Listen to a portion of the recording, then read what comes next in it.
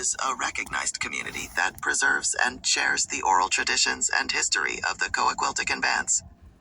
Okay, so when did that start?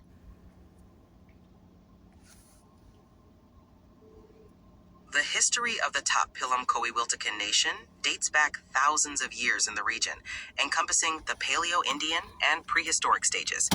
Their oral traditions are passed down through generations, preserving their cultural identity and connection to the river.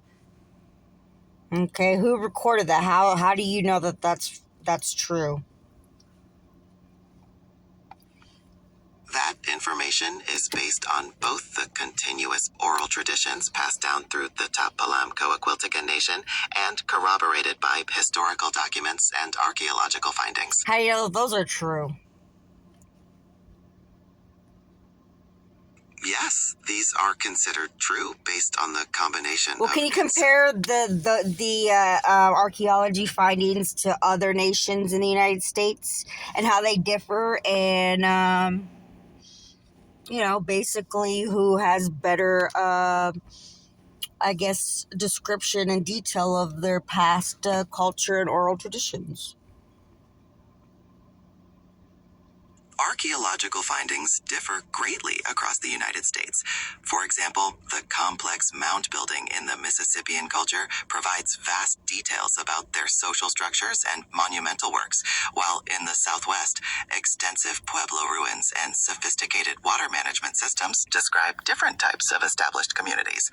The detailed oral traditions of many nations, like the Navajo or Iroquois, also provide rich insights into their complex cosmologies and histories. Okay, can you tell me, like, it seems like the generic, name for the people that lived here, basically they must have been just boring or nothing special about them, because these other nations have all these special things, and people here are just boring. I mean, have nothing worth writing, I guess, or, saving orally, because there's not much that, you've had to say about it. That's a misunderstanding. The Coahuiltecan people had a rich and complex culture. Well, tell me about it. I don't want to just hear you say it. Give me some evidence of it. Evidence includes their sophisticated knowledge of the local environment, utilizing diverse resources for food, medicine, and shelter. Well, a homeless person can do that. Tell me specifically. The complexity of their oral traditions, which include detailed cosmologies and cultural narratives. Well, give me a detail. Don't be generic. Give me a story. While specific stories that have been preserved are part of the living tradition and cultural heritage of the Top-Pilam Coahuiltecan Nation, they often contain deeply significant spiritual and historical narratives. These stories are typically shared within the community to maintain cultural continuity and pass down knowledge. Yeah, so give me some of that. Tell me a story. One significant oral tradition is the story of Yanaguana, the spiritual waters of the San Antonio River. Yeah, you said that already. You said that already. Connection to the natural world, emphasizing the interconnectedness of life and the environment. This narrative guided their practices and worldview for thousands of years. Really? What was their worldview for thousands of years? Their worldview was deeply interconnected with nature, emphasizing a balance and respect for all living things. Do you have anything specifically to say? Because that's generic. You said there's oral, come on, I guess, traditions, and they knew the stars and all that crap. Give me a story. Every nation has stories of where they came from. What's the story of their origin, where they came from?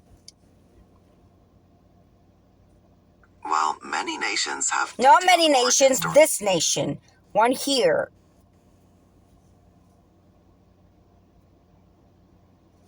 I understand you want a specific origin story for the Coahuiltecan people.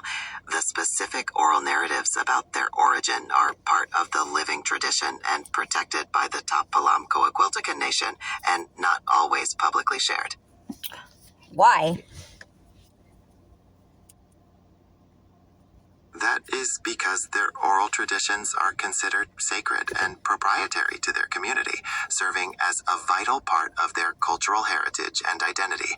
They are carefully preserved within the nation to ensure. How do you prove that that's you're part of their tribe, so you get to know their origin story? Membership in the Top-Palam Coaquiltecan Nation, like most tribes, is typically proven through documented lineal descent from tribal members, as verified by the nation's Okay, well, records. where do they live? Where's a group of them so I can go talk to them?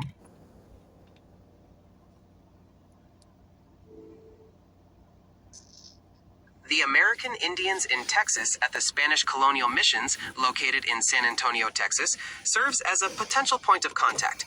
They are a group that preserves and shares the history and oral traditions of the Coahuiltecan bands. Okay, tell me their origin story. As previously mentioned, the specific origin stories are part of the living tradition and protected by the Top-Palam Coaquiltecan Nation. Oh, it's really so top secret. They can't tell us where they came from because they didn't come from anywhere. It's bullshit. It's not about being top secret, but about respecting the cultural protocols and sovereignty of the nation. Their origin stories are vital to their identity and passed down carefully through specific traditions. Well, why is it that all the other nations can share where they come from, but this one can't? What's their I guess their superstition about it? Different sovereign nations have different protocols and beliefs about preserving and sharing their oral traditions. So basically, they're gonna die off, and then it's not gonna be saved. On the contrary, the oral traditions are actively preserved and passed down through continuous cultural practices, ensuring they don't die off. Well, how do you know? What do you mean?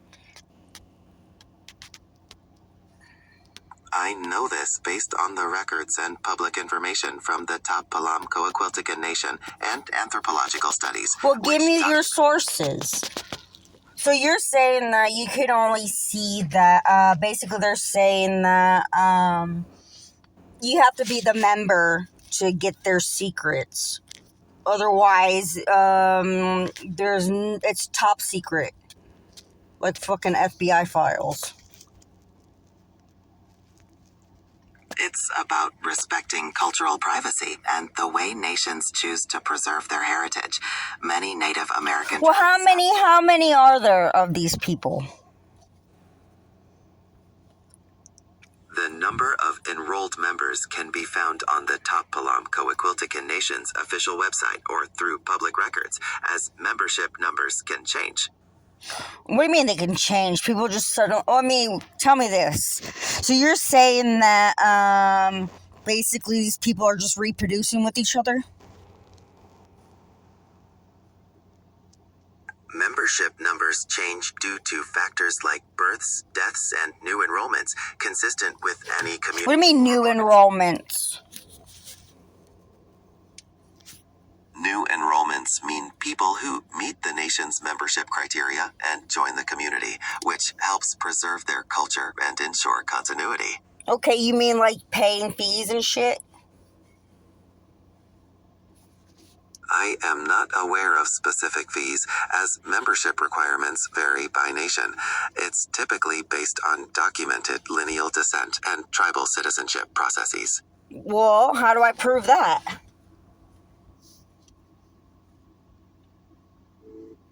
Proof is typically established through genealogical research and documentation, like birth certificates and tribal records, following the specific procedures. What do you mean tribal records? How is there going to be proof of tribal records if you're adopted?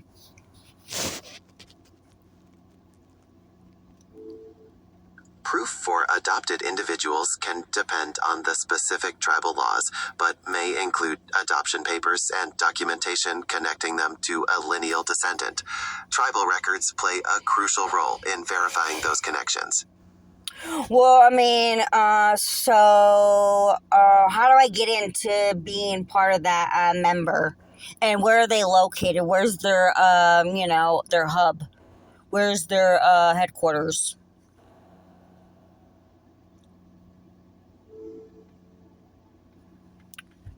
The headquarters of the Top Pilam Coatlicán Nation is located in San Antonio, Texas, specifically at the American Indians in Texas at the Spanish Colonial Missions, located at 1616 E-Commerce Street, San Antonio, Texas 78205. To inquire about membership, you would need to follow the criteria established in their founding document, which typically involves documented lineal descent from tribal members or affiliation with established family clans. You can find their application form and further details on their website. Okay, so how is their population now dwindling? Populations are sustained through both births and new enrollments as individuals who meet What do you the mean new nation's enrollments? criteria. It's not like people are just figuring out that they're this generic tribe. Some individuals may discover their heritage later in life or Yeah, connect but it's with not the- that common. Let's speak statistics here. It must be like, okay, most of the Native American tribes have died off. You know, like the Trail of Tears and all this stuff. Tell me the membership, the population of these people from like the highest to like where they are now.